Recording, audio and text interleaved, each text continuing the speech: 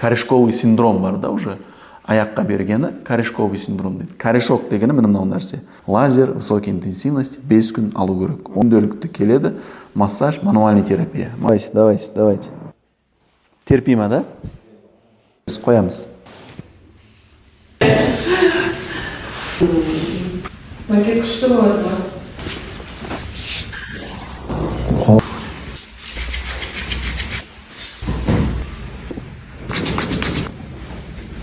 Бос қоямыз. Вот осылай.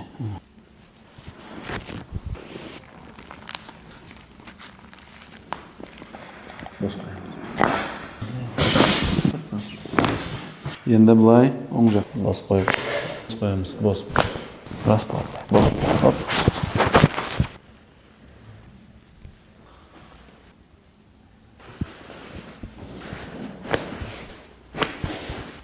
Көтереміз. Бос.